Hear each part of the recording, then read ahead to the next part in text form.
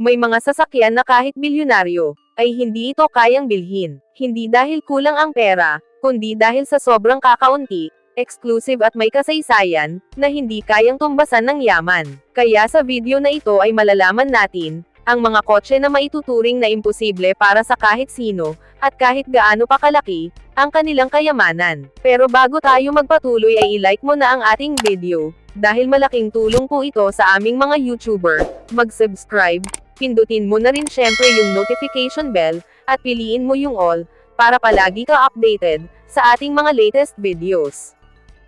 Number 10, Ferrari 250 GTO. Ang Ferrari 250 GTO ay isang legendaryong kotse, na ginawa ng Ferrari mula taong 1962 hanggang taong 1964, sa Maranello, Italy. Ang pangalan nitong GTO ay nangangahulugang Gran Turismo Omologato, na sa simpleng salita ay tumutukoy sa pagiging homologated race car, para sa mga kompetisyon. Nilikha ito noong panahon, na kontrolado mismo ni Enzo Ferrari ang brand, kaya bawat unit ay hindi lamang basta sports car, kundi isang simbolo ng Ferrari heritage, at prestige sa racing. Isa sa mga dahilan kung bakit ito napaka-rare at exclusive, ay dahil sobrang konti lang, ang produksyon nito. Sa kabuuan, 36 units lamang ang ginawa sa buong mundo, kasama na dito ang iba't ibang bersyon, katulad ng 33 Series 1, at 3 Series 2. Ibig sabihin, bawat isa ay parang obra maestra na hindi na mauulit,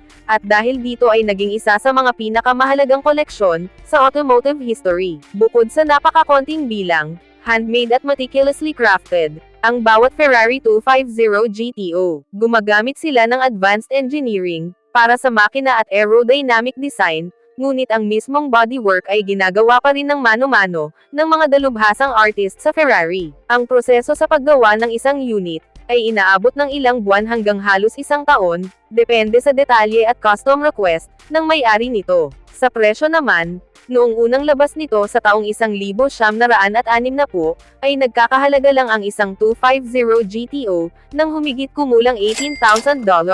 Pero sa kasalukuyan, naging isa ito sa mga pinakamahal na sasakyan, sa buong mundo. Ang price range ngayon, ay umaabot mula $40 million, hanggang higit $70 million sa mga auction, at may mga private na bentahan pa, na higit pa sa halagang ito. Pagdating sa buying process, hindi basta-basta makakabili ng 250 GTO, kahit noong panahon ng produksyon. Kailangang aprobahan muna ni Enzo Ferrari, kung sino ang bibili, kaya't karaniwang mga respetadong racer, o kilalang personalidad lang, ang nagkakaroon ng tsansa. Sa kasalukuyan, halos imposibleng bumili nito sa open market, dahil kadalasan ay private sale lamang, at napupunta lang sa mga collector, na may established na reputasyon, sa automotive world. Bukod sa pagiging sobrang limited, marami ring hindi malinaw na impormasyon tungkol sa ilang specific units, lalo na sa history ng mga lumahok sa racing, at kung paano napunta, sa kanilang mga bagong may-ari. Ang ilan sa mga GTO ay halos hindi na ipinapakita sa publiko,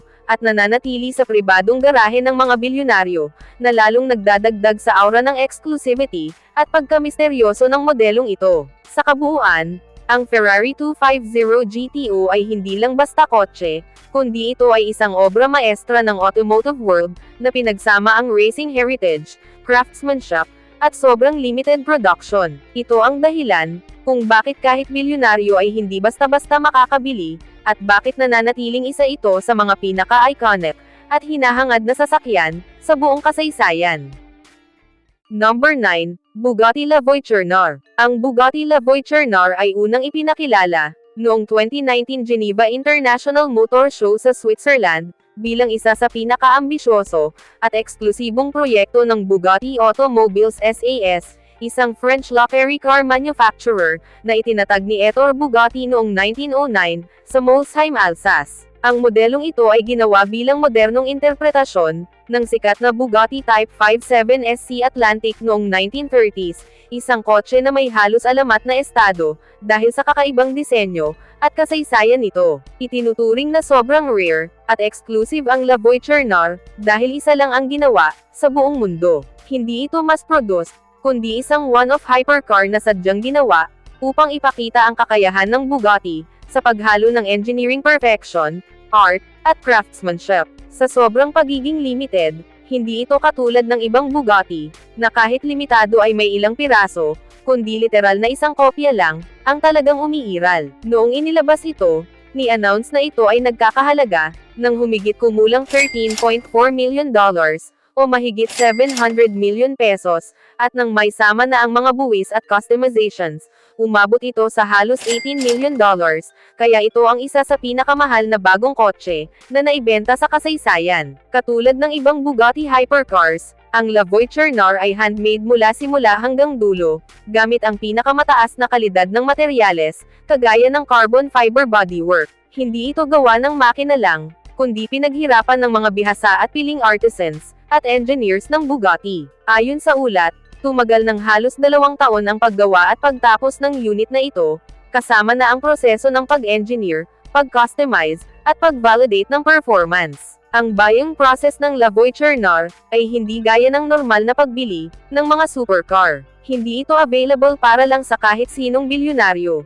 dahil invited lang ang piling kliyente ng Bugatti, na may matagal ng relasyon sa kanilang brand. Sa kaso ng La Voiture-Noir, agad itong nabili bago pa matapos ang development stage, at ayon sa mga ulat, ito ay ni-order ng isang anonymous buyer. May mga haka-haka na maaaring si Ferdinand Pic, na dating chairman ng Volkswagen Group, o isang kilalang collector, ngunit hanggang sa ngayon ay hindi pa opisyal na kinukumpirma kung sino ang tunay na may-ari. Isa sa mga dahilan kung bakit napapalibutan ng mystery at secrecy ang kotse na ito, ay dahil halos walang larawan o balita matapos itong ma-deliver. Ang Bugatti mismo ay nanahimik ukol sa tunay na buyer, at mas pinili nilang panatilihin ang exclusivity, at hiwaga ng modelong ito. Dahil dito, naging simbolo ito ng ultimate luxury at extreme rarity sa automotive world, isang kotse na kahit gaano kayaman ang isang tao, kung hindi ka kabilang sa piling iilan, ay hindi mo ito makukuha. Sa kabuuan, ang Bugatti La Voiture-Noir ay hindi lamang isang hypercar, kundi isang obra maestra na nag-uugnay ng kasaysayan, artistry, at engineering excellence. Isa itong patunay na may mga bagay sa mundo, na hindi masusukat sa pera lang, kundi sa prestige, legacy, at exclusivity. Number 8. Rolls-Royce Boattail. Ang Rolls-Royce Boattail ay isang ultra-luxury coach-built car, na inilabas noong 2021, at nagmula sa Rolls-Royce Motor Cars, isang British luxury car maker na unang itinatag noong 1904, nina Charles Rolls, at Henry Royce. Ang modelong ito ay inspirasyon, mula sa mga yate at boattail design, ng 1920s at 1930s, kung saan ang likod na bahagi ng sasakyan ay kahawig ng hull, ng isang marangyang bangka. Isa itong napaka-rare at exclusive, dahil hindi ito kabilang sa mga regular na production line ng Rolls-Royce, bagkus ginawa ito sa pamamagitan ng kanilang coach build division, na nakalaan lamang sa piling pinakamayayamang kliyente. Ang presyo nito ay tinatayang nasa pagitan ng $25 million hanggang $30 million, o mahigit 1.4 billion pesos sa pera natin, kaya itinuturing ito na isa sa pinakamahal na kotse sa buong mundo. Ang pinakamalaking dahilan kung bakit sobrang exclusive nito, ay dahil 3 lang ang opisyal na ginawa sa buong mundo, kung saan bawat isa ay iba't ibang may-ari, at mayroong sariling customization na tumutugma sa kanilang personalidad at lifestyle. Ibig sabihin, walang boattail na magkapareho, dahil lahat ay unique masterpiece. Handmade ang Rolls-Royce Boattail, at ang paggawa nito ay nangangailangan ng mahigit 4 na taon ng meticulous craftsmanship, mula sa mga master coach builders, designers, at engineers. Bawat detalye mula sa specially designed picnic set, parasol at ang hosting suite sa likod, na may mga wine cooler at folding tables, ay inukit, pinanday, at inayos ng kamay. Ang buying process nito ay hindi katulad ng karaniwang pagbili ng kotse, at hindi ka basta-basta makakapunta sa showroom para umorder. Kailangan kang personal na lapitan, o i-consider ng Rolls-Royce Coach Build Division, at kadalasan ang mga nagiging kliyente ay matagal ng patron ng brand, at bahagi ng napakaliit na lupon ng ultra-elite collectors. Idinagdag pa ng Rolls-Royce ang elemento ng mystery at secrecy sa boattail, dahil hindi nila basta ibinubunyag kung sino ang tunay na may-ari. Maraming haka-haka, nakabilang dito ang ilang celebrity, kagaya ni Jay-Z at Beyonce, ngunit hindi ito kinumpirma ng nasabing kumpanya. Ang secrecy na ito ang lalong nagbigay ng prestige at aura ng mystique sa modelong ito, na tila parang obra maestra, kaysa sa isang ordinaryong sasakyan. Number 7. Pagani Zonda HP Barchetta. Ang Pagani Zonda HP Barchetta ay isang hypercar, na nagmula sa bansang Italia, na ginawa ng kilalang automaker na Pagani Automobili S.p.A., isang kumpanya na itinatag ni Horacio Pagani, noong taong 1972. Ipinakilala ito noong 2017, bilang isang espesyal na farewell model para sa Zonda, at ang HP sa pangalan nito ay nangangahulugang Horacio Pagani, bilang personal na pagdiriwang sa kanyang kontribusyon, at huling bersyon ng isa sa pinaka-iconic na kotse, sa buong mundo. Sobrang rare at exclusive nito, dahil ginawa lamang ito bilang isang ultra-limited edition hypercar, at hindi ito basta-basta mabibili kahit gaano kakayaman, dahil kailangan ng personal na ugnayan sa mismong brand, at minsan ay kay Horacio Pagani mismo. Ang price range ng Zonda HP Barchetta ay nasa humigit kumulang $17 million hanggang $18 million, na ginagawa itong isa sa mga pinakamahal na kotse sa kasaysayan ng automotive industry. Sa buong mundo, 3 units lamang ang opisyal na ginawa, kaya halos imposibleng makakita ng isa sa kalsada, at dahil dito ay napakahalaga nito, lalo na sa mga collector. Tulad ng lahat ng Pagani, ito ay handmade mula sa pinakamataas na kalidad ng materyales, katulad ng carbon fiber, titanium at exotic metals, na pinagsama sa halos art-level craftsmanship, kaya bawat unit ay parang obra maestra, at hindi simpleng sasakyan lang. Ang paggawa ng isang Zonda HP Barchetta ay tumatagal ng mahigit 1 taon para matapos, dahil sa detalyadong proseso ng pagkakagawa, at pagpipino na halos walang kapareho sa ibang mga brand. Pagdating sa buying process, hindi sapat ang pera lamang, dahil karaniwang iniimbitahan lamang ang mga piling kliyente, na maging bahagi ng pagbili, at madalas ay mga matagal ng supporter at kaibigan ni Horacio Pagani, ang nakakatanggap ng pagkakataong ito. Mayroon ding aura ng mystery at secrecy sa kotse na ito, dahil bukod sa sobrang limited production, ay hindi rin inilalabas ng kumpanya ang lahat ng detalye tungkol sa mga may-ari, at maraming aspeto ng specs at customization ang nananatiling exclusive, para lamang sa mismong mga bumili. Number 6. Mercedes-Benz 300 SLR Allenhout Coupe. Ang Mercedes-Benz 300 SLR Allenhout Coupe ay isang iconic na kotse na nagmula sa Germany, at ginawa ng Daimler-Benz noong taong 1955, bilang prototype na nakabatay sa matagumpay na W196 Formula 1 race car. Ito ay itinatag bilang bahagi ng Mercedes-Benz Racing Program, pero dahil sa isang trahedya sa 1955 Le Mans disaster, agad na tumigil ang kumpanya sa motorsport, at hindi na tuluyang inilunsad sa produksyon. Ang dahilan kung bakit sobrang rare at exclusive ng modelong ito, ay dahil 2 lamang ang opisyal na ginawa sa buong mundo, na parehong itinago ng kumpanya at hindi ibinente sa publiko, sa loob ng ilang dekada. Pagdating sa price range, ang isa sa 2 unit ay na-auction, sa halagang humigit kumulang $143 million noong 2022, na ginawa itong isa sa pinakamahal, kung hindi man ang pinakamahal na sasakyan, na naibenta sa kasaysayan. Dahil 2 piraso lang ang ginawa, ang 300 SLR Allenhout Coupe ay nananatiling ultra-exclusive, at halos imposible para sa kahit pinakamayamang collector, na bilhin ito. Ang kotse ay handmade ng mga expert ng Mercedes-Benz, gamit ang magagaan na materyales tulad ng aluminum para sa katawan, at makapangyarihang straight-8 engine, at nangangailangan ng buwan na masusing paggawa, dahil experimental pa ito, at prototype level. Hindi ito ginawa para sa mass production, kaya walang tiyak na time frame para sa paggawa ng bawat isa, ngunit tinatayang mas mahaba at mas matrabaho, kumpara sa regular na produksyon ng sasakyan, noong taong 1950. Pagdating sa buying process, wala itong tradisyonal na proseso ng pagbili, dahil hindi ito inialok sa merkado, at nanatili itong pag-aari ng Mercedes-Benz sa loob ng mahigit 65 taon, bago pa ibenta ang isang unit, sa isang pribadong collector, sa pamamagitan ng highly confidential, at imbitasyon lamang na auction, na isinagawa ng may napakataas na antas, ng seguridad at selectivity. Maraming taon na ang lumipas, na ang 2 Allenhout Coupe ay itinuturing na mga mythical car, dahil hindi sila makikita sa normal na museo o kalsada, at madalas ipinapahiram lamang ng Mercedes-Benz, para sa espesyal na exhibition, o mga closed-door event. Ang pangalan nitong Allenhout Coupe ay hango sa chief engineer na si Rudolf Allenhout, na madalas daw ginagamit mismo ang kotse bilang kanyang personal na sasakyan, na lalong nagbigay ng legendary status at misteryo sa likod ng kotse. Number 5.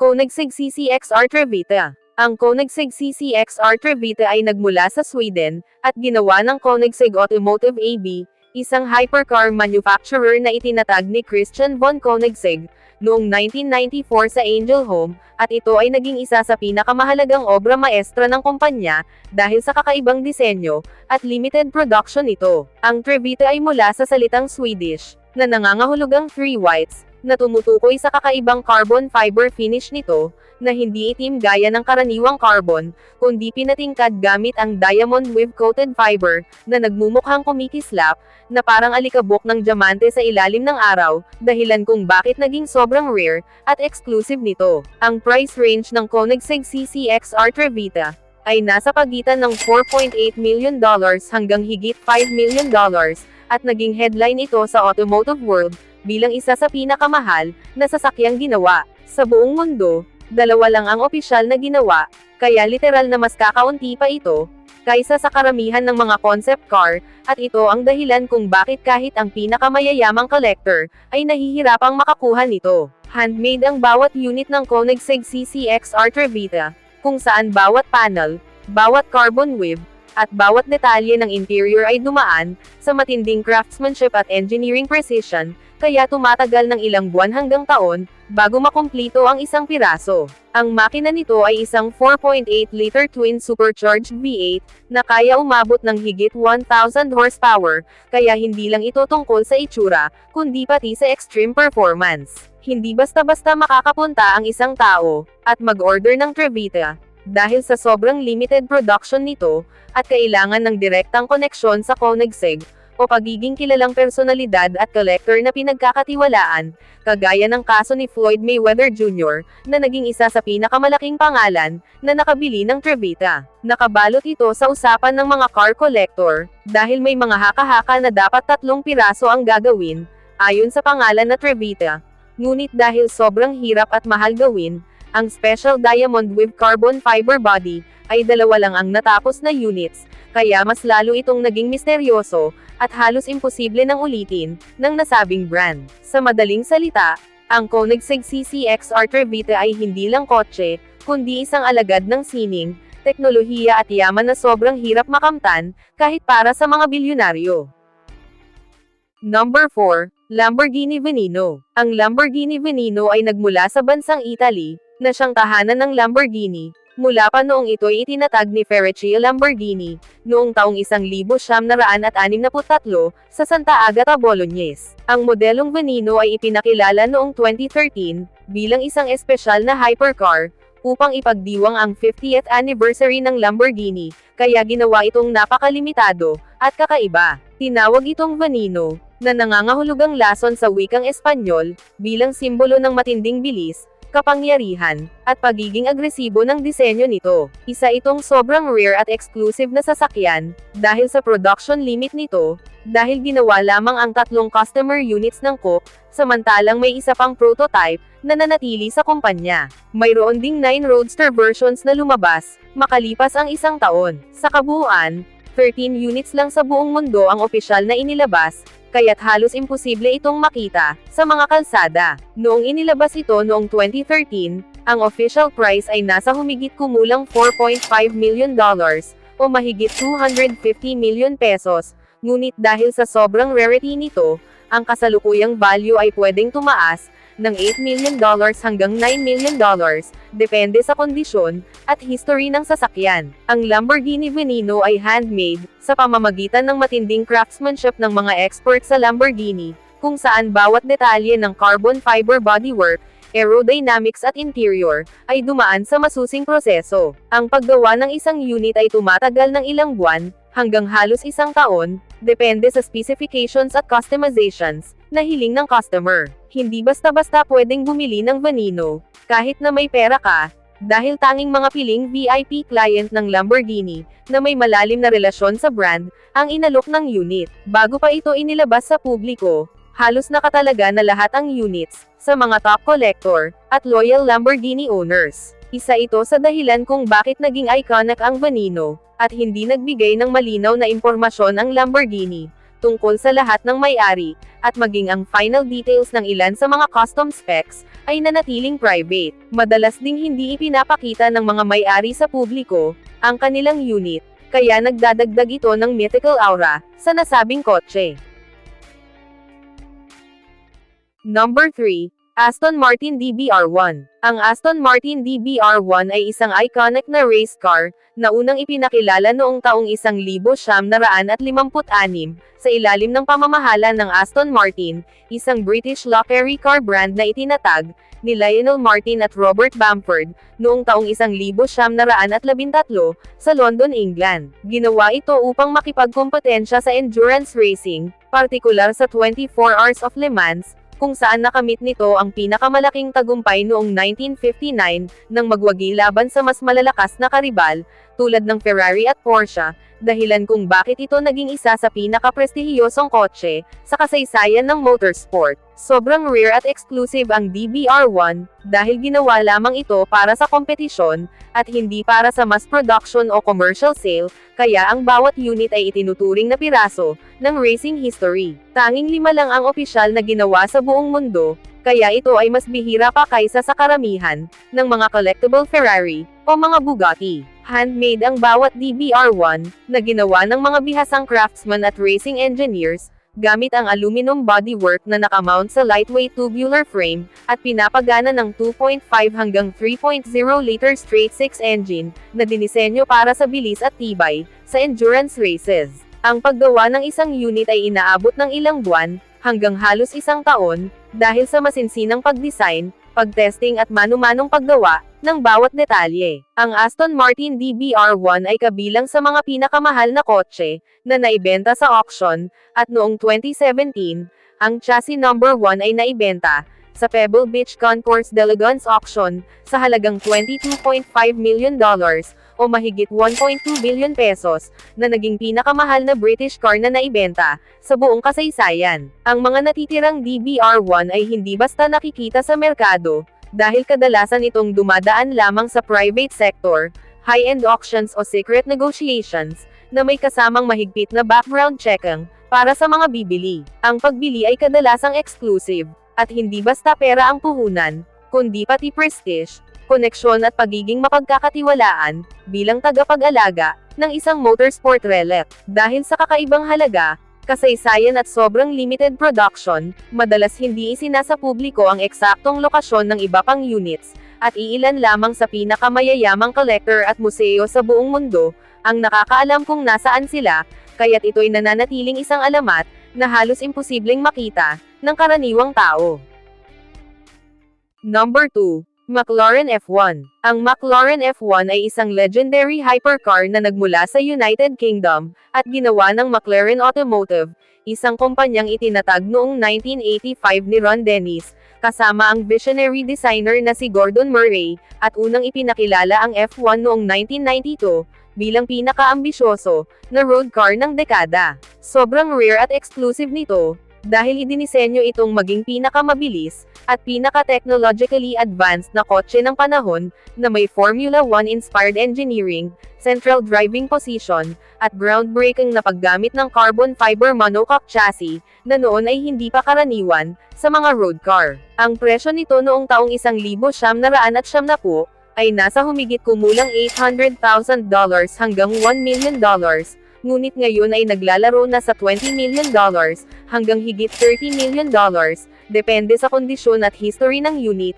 kaya ito isa sa pinakamahal na classic cars sa buong mundo. Limitado lamang ang produksyon nito, kung saan 106 units lang ang ginawa, mula 1992 hanggang 1998, at kabilang narito ang 64 na road cars, 28 racing versions F1 GTR, 5 LM models, 2 GT at ilang prototype, kaya sobrang bihira itong matagpuan sa mga market. Handmade ang bawat F1, kung saan bawat unit ay maingat na binuo sa Woking, England, gamit ang mataas na craftsmanship, at tumatagal ng ilang buwan bago matapos, dahil sa masusing pagpili ng materyales at engineering precision, katulad ng paggamit ng ginto, bilang heat shield sa engine bay. Ang buying process noon ng McLaren F1 ay sobrang exclusive, dahil hindi ka basta makakabili kahit may pera ka, dahil dumadaan ito sa maingat na screening ng McLaren, upang siguraduhin na ang buyer ay tunay na enthusiast, at hindi lamang speculator, at mismong si Gordon Murray ay nakikialam, sa pag-customize ng ilang detalye. Ang level ng mystery at secrecy sa modelong ito, ay makikita sa kakaunting impormasyon na inilabas noong 1990, dahil maraming aspeto ng engineering nito ay confidential, at hanggang ngayon, ang ownership ng ilan sa mga unit ay nananatiling private, na lalo pang nagpapataas ng mythical status, ng McLaren F1.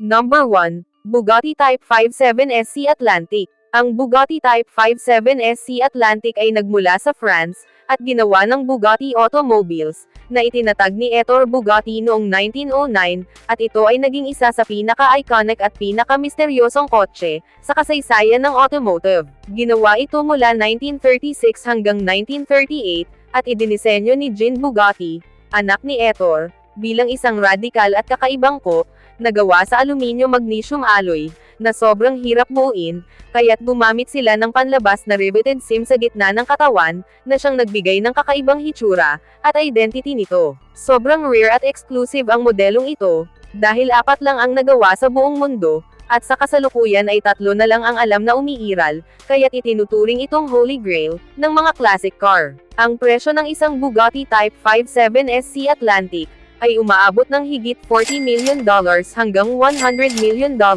depende sa kondisyon at provenance, at noong 2010 ay iniulat na may isa itong naibenta privately, na itinuturing na pinakamahal, na vintage car sale sa kasaysayan. Ang bawat unit ay handmade at ginawa ng napakaingat, at tumatagal ng ilang buwan hanggang taon upang makompleto, dahil sa komplikadong disenyo at custom na bodywork, na hindi ginamitan, ng mass production techniques. Dahil kakaunti ang ginawa, hindi ito dumaan sa karaniwang buying process, dahil dati ay exclusive lamang sa piling kliyente ni Ettore Bugatti, na kadalasan ay aristokrata, sikat na racer, o piling tao sa high society, sa kontinente ng Europa. Mayroon ding aura ng mystery at secrecy ang Bugatti Atlantic, dahil ang ika-4 na unit na kilala bilang La Voiture Noire ng 1930s, ay biglang nawala noong World War II, at hanggang ngayon ay hindi pa rin natatagpuan, na nagbibigay ng dagdag na halaga at alamat, sa kasaysayan ng modelong ito. Ang natitirang mga unit ay hawak ng private collector, at halos imposible nang makita sa publiko, maliban na lang kung lumabas sa isang high-profile concours d'elegance, o sa mga exhibition. Bago tayo magtapos ay i-like mo na ang ating video, dahil malaking tulong po ito sa aming mga YouTuber. Mag-subscribe, pindutin mo na rin syempre yung notification bell, at piliin mo yung all, para palagi ka updated, sa ating mga latest videos. Hindi lahat ng bagay ay nabibili ng pera, at ang mga kotse na ito, ang pinakamalupit na halimbawa. Kung ikaw ay bibigyan ng pagkakataon, na makita ang isa sa kanila ng personal, alin ang pipiliin mo? Comment mo sa baba ng ating video, yung sagot o masasabi mo, para malaman din namin. See you on our next videos.